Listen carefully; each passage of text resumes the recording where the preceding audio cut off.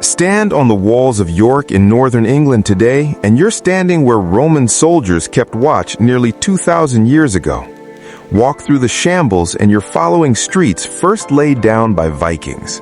Touch the stones of the Minster and you're touching a building that took 2.5 centuries to complete.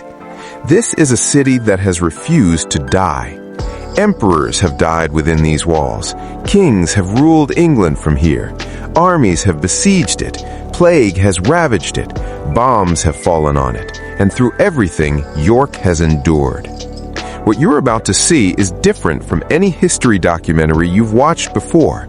Using advanced AI techniques, we've transformed centuries-old engravings and faded photographs into living, breathing scenes.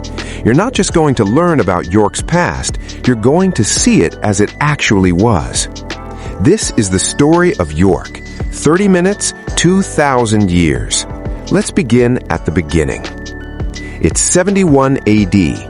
The 9th Legion pushes deep into hostile territory, chasing British tribes who refuse to submit to Roman rule.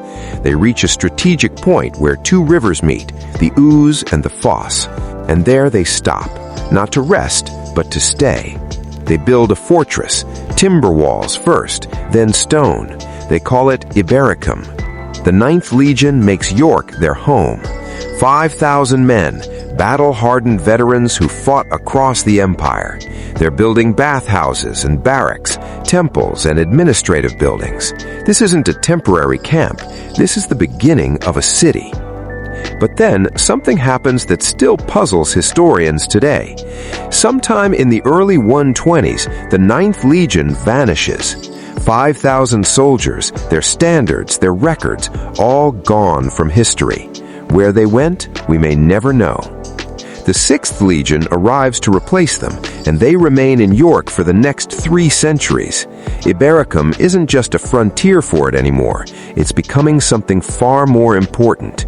In 211 AD, Emperor Septimius Severus arrives in York after campaigning against the Scots. He's old, exhausted, and dying. He draws his last breath in this city, at the very edge of his empire. His son, Caracalla, stands in York and makes a decision. This place, this northern fortress, becomes the capital of Britannia Inferior. Half of Roman Britain is now governed from York. Then comes the moment that changes everything. Emperor Constantius dies in York in 306 AD. His soldiers immediately proclaim his son, Constantine, as the new emperor. Constantine doesn't just rule, he transforms the Roman Empire. He legalizes Christianity, ending centuries of persecution. He moves the capital to Constantinople and reshapes the entire structure of imperial power. Western civilization pivots on decisions made by a man who begins his reign right here in York, a statue of whom can be found just outside York Minster today. By 314, York has a bishop attending church councils in Arles. Christianity isn't just tolerated, it's becoming the establishment.